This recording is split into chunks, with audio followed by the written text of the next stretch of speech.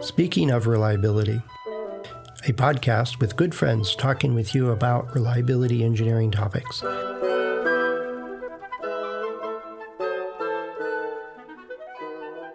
Welcome to Speaking of Reliability. This is Fred Schenkelberg.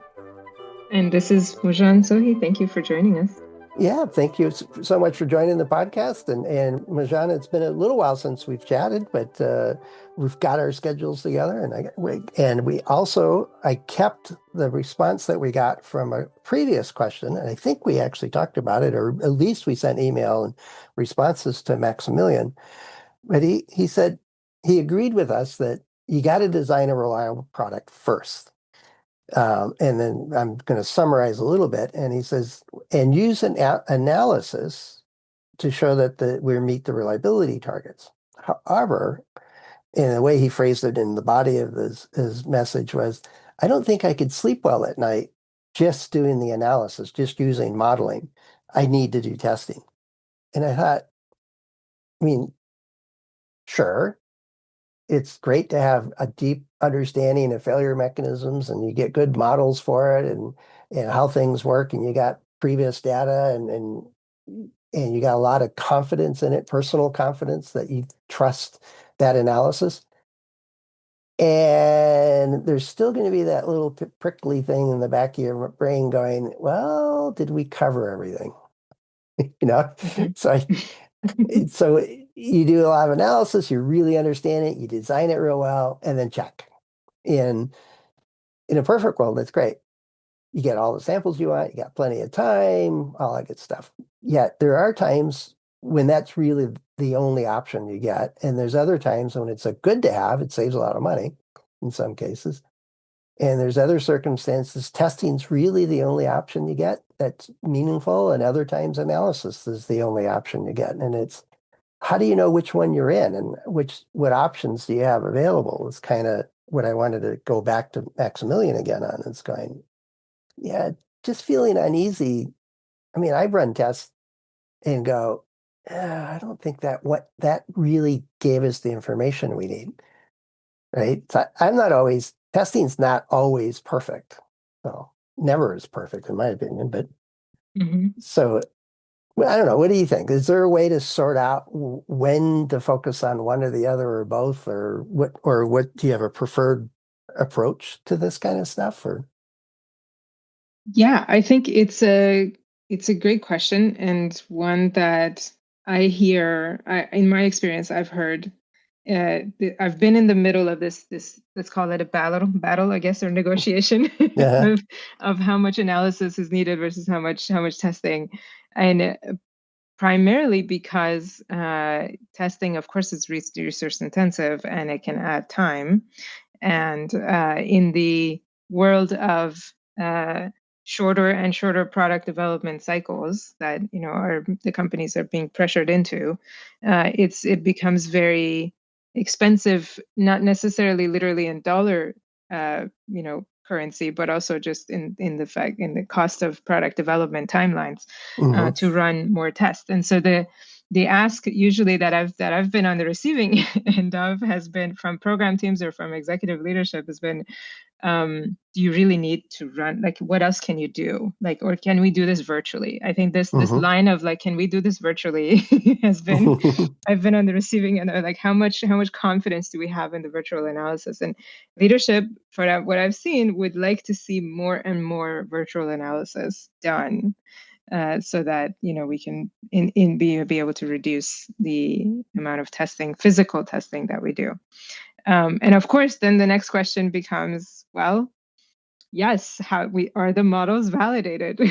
are the virtual models validated? And how representative are the assumptions and the boundary conditions in the virtual models? And I think it's the same. Of course, you could argue the same about testing. So It's been, in my experience, I'm curious what you think, but in my experience, it's been like, kind of like a stack up. I'm sure we should come up with a better word for this, but it's kind of like a stack up approach where you think about all right, like what questions can I answer by doing like material tests? And how much confidence does that give me? What questions can I answer by doing like a component level test? And because component level tests are, of course, they're great because they're faster and they are typically cheaper than running a full system level test, but you always have to make some assumptions on your boundary conditions and such on your component tests. Um, so it becomes like a stack up of like, okay, I'm going to learn these things about the performance of my product from a material level test, these things from a component test, and maybe if I'm absolutely have to, I will do some, these other things with a system test, and I will build on top of that, some conservative um, I don't know, safeguards, I guess, if you will, of Mhm. to prevent the problem, to prevent the product from being able to do X, for example, for to have thresholds and such in place to prevent it, to basically design myself out of um, something going haywire if I don't know, what could happen under certain conditions, for instance. But I feel like there's a better name for it, but but in my experience, it's been usually like stacking things up like that to reduce risk. Sound like a mechanical engineer at heart. Do I really? Tolerance stack up, yeah. But it is. I think it's not tolerance, it's confidence stack up. And it's not Yes. the statistical Yep. confidences. It's more, um, do we believe the logic of this? Does it hold water? Does it make sense? Does it, you know, when I get a question, hey, can we do this differently? It's usually a discussion then, not battle. I think it's a negotiation. But Hmm. remember, I'm not the one that has to make the decision. Hmm. I go back to him and say, it's your program, it's your project, right?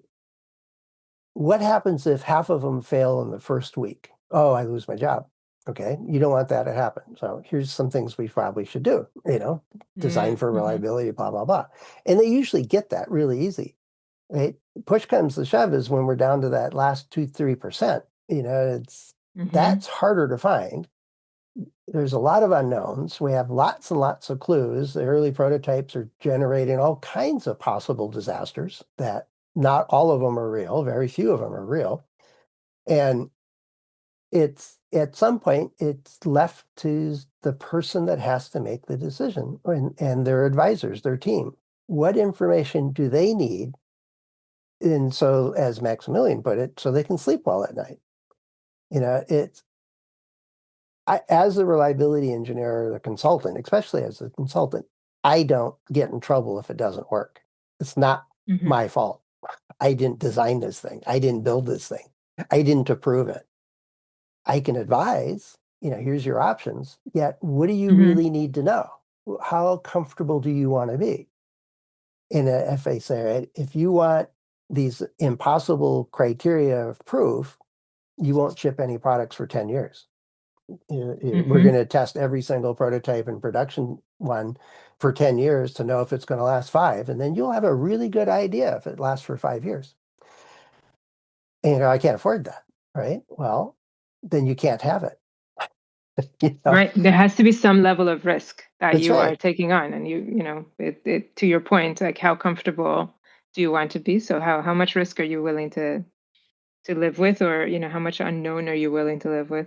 That's right. And there's options. And I like the way you phrase it is well, what can I do on a coupon test? And it's sort of like if you've got a new finish on a handheld device and you want to know if perfume or makeup or suntan lotion, or as my wife always corrects me, it's not to get tan, it's sunblock.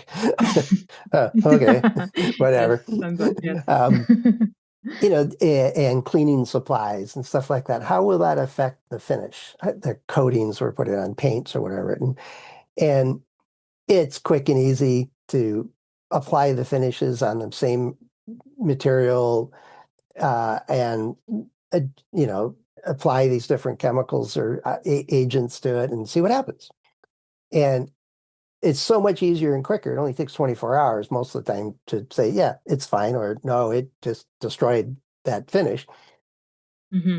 Whereas I could do a chemical analysis of it, yet w- w- different perfumes have different bases and different cleaning supplies. Some use vinegar, some use a small acid base, some other formula, and there's just way too many variables in the chemistry alone that we would involve 20 chemists for a month to solve that problem. And then even then they would say, well, how about we just dab some on there and see what happens? You know, Yeah, exactly. Yeah, exactly. right? Not everything like that can be analyzed, virtually or Well, it modeled could or be. something. It's just, It well, I mean, really, it would really take can time. be, right? It would take time. But it's a trade-off. It's Yes, some exactly. analysis are very, very complex and time consuming, and just try it. It takes Hmm. a day or a week. A lot less expensive, and it's not as if you really want that finish and it doesn't work with, somebody spills a soda on it or a pop. I'm from the Midwest. We call it pop as like a Coca-Cola or a 7 Up or something like that. Hmm. If that destroys it and you really want that finish, then get the chemist in there to figure out how to change your finish so that it works, or do another coating or do something like that. But what Maximilian brought out is that, if you understand a failure mechanism and it's going to last long enough and you design it so it's going to last long enough, when you focus only on the failure mechanism, say a bearing wear out or something like that, you miss the interaction pieces. This bearing's on a shaft that's connected to stuff, right? Where are the loads? Where is, you were talking about boundary conditions? It's those interfaces that often really matter. And so just testing bearings in isolation doesn't make much sense. So you have to have the system around it to replicate the types of stresses and loads and vibrations it's going to see. And so sometimes the the modeling alone, the analysis alone doesn't include the early life failures, the manufacturing errors, somebody dropped the bearing before they assembled it and now it fails. And on and on and on. It doesn't cover everything. And I think that was the but you used earlier. Yeah, you can do analysis, but Hmm. there's other things that show up. But I think if you're looking for early life failures or you're looking for interaction type stuff, you start with that, I want to look for that. And that then leads you down a path of, yeah, let's get the prototypes as close to real as we can, or subsystems as close to real as we can, and do halt. Let's go find the failure mechanisms very deliberately. Whereas if you know what the failure mechanism is and you're wondering, will this paint survive in Tucson, Arizona in the summer without peeling or dulling or stuff like that, that's a failure mechanism. And you can focus just on that and be fine with a coupon and just go do it. Um, but you got to understand what the question is first. And so if that program manager that has to make the decision is, well, I'm really worried about this paint fading. All right. Well, there are ways to test that without using the whole system. And we can get you an answer in a month. Whereas if their hang up is, I want less than 1/10 of 1 millionth of a failure per 100 years. And you're like, okay, that's going to be expensive. Right. Yes, exactly. Which kind of goes back to what you were saying, I think when we were talking about this previously, is what are we trying to do and what are we trying to learn? Hmm. What's the point of the test? Simply, like, Right. are we trying to test for a particular mechanism? Do we want to just understand what happens under certain conditions? Do we and what's our acceptance criteria? I think that's the key question that I feel like sometimes, in fact, I was talking to someone about this yesterday where I was telling them, like I showed an example, a hypothetical example of, something has failed during a test. Hmm. And, I asked them, what would you like to know? Let's say I come to you with this problem, like, what would you like to know? And everyone was kind of listing, like they were listing all these different aspects of, like, well, like how many units, what are we, what's the, like, what does the test setup look like, blah blah blah. And at the end I was like, okay, all of that makes sense, which are great questions and we should Hmm. be working on answering them. But one of the first questions I think that anyone should ask when they come across something like that is, what were we trying to do? What is the point of this test? Does it What make was the sense? hypothesis? Yeah. What was the Yeah, exactly. hypothesis What going was the into the test? hypothesis? Yes, exactly, exactly. And I think that's something that, and does it matter like that this has failed? Like, is it what was our acceptance? Let's say the test makes sense. What was the acceptance criteria? And does it make sense that we're, that we how we picked it? How did we come up to that acceptance criteria?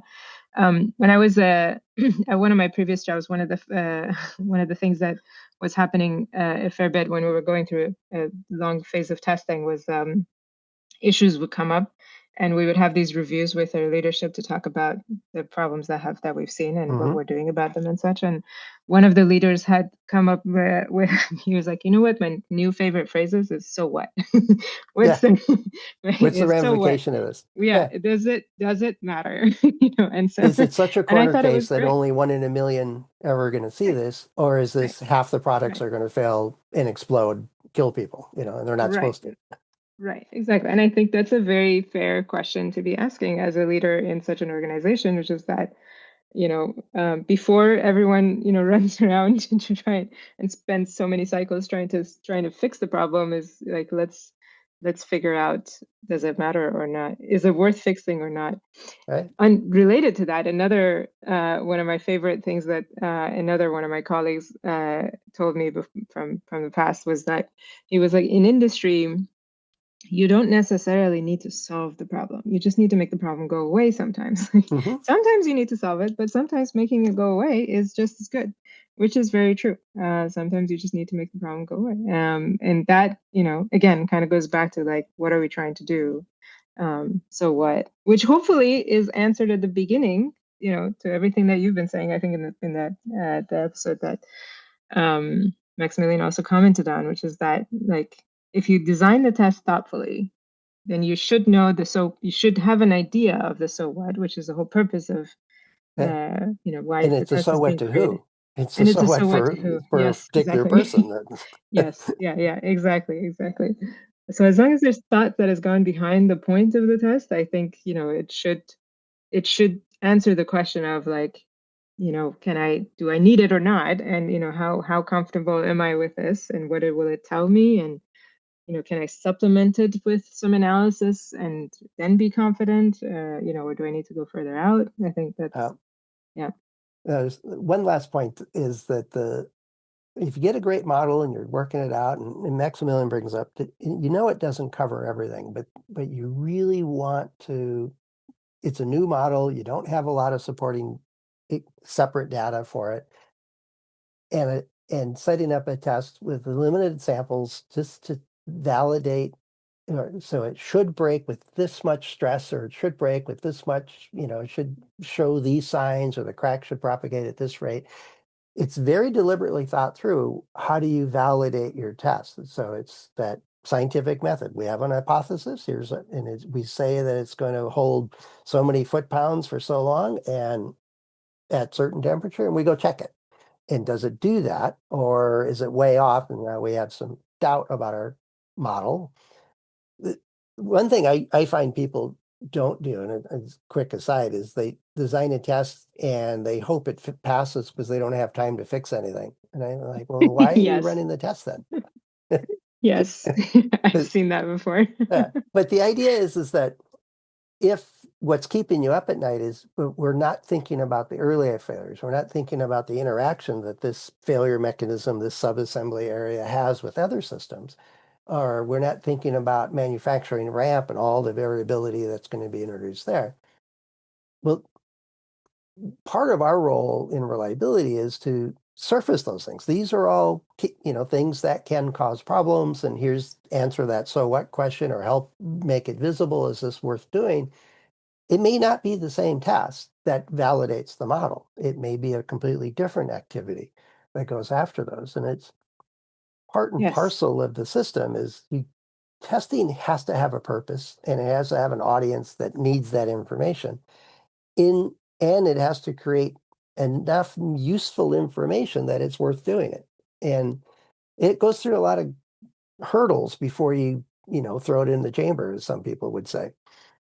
Yes, exactly. It should go through hurdles so that it's well justified. In fact, one of my previous colleagues in the past would have uh, she was a design for reliability manager, and she would have for her team, she would have regular meetings where the DFRs would have to come in and justify the test spec that they had written, and not just about why they're how they're performing the test, but why in that particular manner. And I thought that was really good practice because it reinforces this asking question of like, what are we trying to learn, and who needs this information, to your point, and does this test, the way that we've designed it, produce the right information for what we're trying to do. Yeah, I asked one guy once, he was setting up a test, and it was, how long will it run at this electronics box? How long will it run successfully at like a 60C, I think it was, or something like that. And I'm like, okay, why are you testing it at that particular temperature and so on? And he had an acceleration model and had a bunch of other stuff. And it's kind of a simple accelerated life test. Right? And I won't get into activation energy and all the other things that were just fundamentally wrong with his approach, but he was Mhm. all happy with that. And okay, it's kind of that so what, but it's you mentioned that how long will they run at that temperature, right? I don't see any Mhm. cabling in here to power these circuit boards. Oh, I can't afford the time to set up all the wiring, so we're just going to leave them in the chamber cold, unpowered, and we'll take them out every now and then and put them in a test bed and see if they still work. Okay. So how does that answer the question of how long will it run? Right. I It see. doesn't answer that. If you want to know Yeah. about hot storage, that's fine. But Yes, exactly. and you kind of got, Yeah. oh, I gotta go get some connectors and wiring and power supplies, and otherwise the test is useless. Exactly. Yeah. You need to think it through. What are you trying to achieve? Yes. Yeah. Yeah, I just, and I've seen vendors do that over and over again. And like my favorite by far was, I was talking about the other day, is there's a crystal, a little metal can with a piece of crystal sitting on two diving boards essentially inside of it, and it helps with circuit timing and all this other good stuff. And we had one of them break. It's a handheld device that the product hit in our standard drop test things we were doing just as we are getting started. The crystal broke. And I said, do you why should it break? And they said, oh, we do drop testing. Can you? And they sent me a video of it. And there's this guy standing over a piece of plywood about 2 feet above it, dropping a bare crystal just onto the board. I'm like, well, that's Hmm. great. The leads are going to bend more than anything else, and the shock will be absorbed by the outer shell of this thing. But when you connect it to its circuit board, the structure of that circuit board puts a whole different levers at action on this crystal when it's soldered down. Yeah. Oh, but we never use solder. We just sell the crystal. We don't sell the circuit board. Right. Okay. Talking about boundary conditions. Yeah. And so Yeah. I wasn't going to get anywhere with them. So we took it apart and then called them back saying, hey, your manufacturing's not gluing these things on right. You have one little dot of glue versus the whole strip across where it should be. And you've got a real strong, what do they call it? A force, oh, not an inflection point. It's a force magnifier or something like that. So instead of a whole 1/4 inch of adhesive making this bond, there's one spot. And so all of the holding power was a concentration point, I think it's called. You're the mechanical engineer. What is it when you have like a bend or a defect in something and it concentrates the forces there? Yeah. Stress concentration. Space concentration. Yeah. Yeah. Yeah. It's funny you say I'm a mechanical because I'm a materials engineer, but I love that everyone thinks I'm a mechanical engineer. Well, you make more as materials engineer, so don't, we should get that right. Okay. But it was a concentration point, and the crack on it, we were able to replicate it, came right at the edge of where the glue stopped or the adhesive stopped. And like, Mm, okay, come on, guys, you got to fix your manufacturing.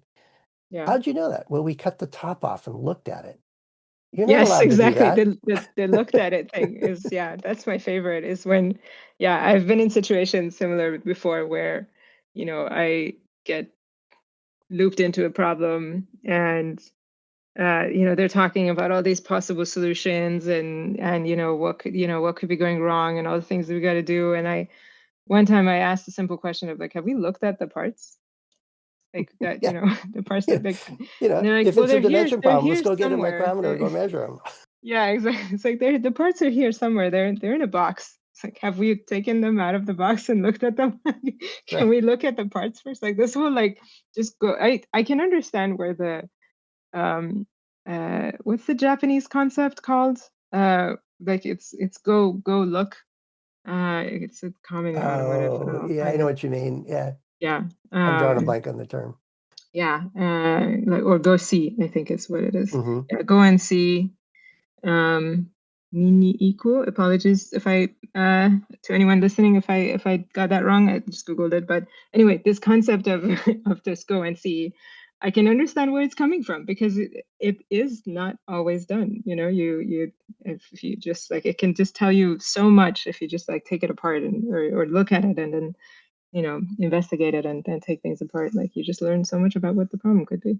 Yeah, yeah. And yeah, instead of a conference room with the brainstorming going on, you can Right. admire, Right. Chris always says you can admire the problem all day long, but until we actually learn something, Yes. you're not getting Exactly. very far.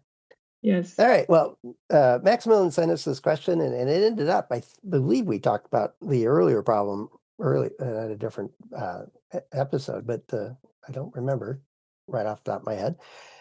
But it brings up this other one, this dilemma of the modeling versus or an analysis versus testing and when to blend them and stuff. And I think our primary message is both are great. They work together in different ways. It's not that simple. It's not a cut and dry, always do the both.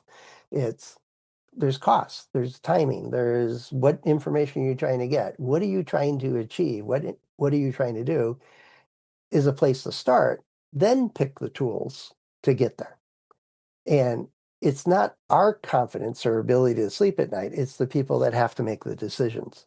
And so remember, we're not deciding, except for in rare cases where the reliability engineer has veto power. We rarely have that. And there's lots of other factors at play. Uh, and so in that supporting role is understand the problem first, what information is needed to help make an improvement, then go figure out what to do and what are the options and go with that. So hopefully, I'm quite sure Maximilian's figured this out and is working on it. But yet, it's always a struggle. There'll always be some uncertainty and Yeah. some level of Yeah. risk. We got to ship it. At the Yes. end of the day, it's got to. Well, not hopefully not today when we just started gluing it together, but someday it's got to ship. Yes. Yes, exactly. And I like what you said about that there's always some uncertainty. I've been repeating this to some folks. It's like we're never 100% sure in engineering Yeah. about anything. So yeah, it's fair to say this is what we think is most likely going on, and based on our best engineering judgment, this is what we think is going on. So yeah. Well, years ago when I was at HP, I got introduced to they called them the Fabulous Five. There was five engineers in the R&D labs that invented the concept of an inkjet printer. And they didn't know it was going to be Mm. an inkjet printer when they developed it. It was just spitting out liquid and I had no idea what their original thoughts were. But it ended up becoming this, billion-dollar industry, kind of billions and billions of dollars of printer industry technology.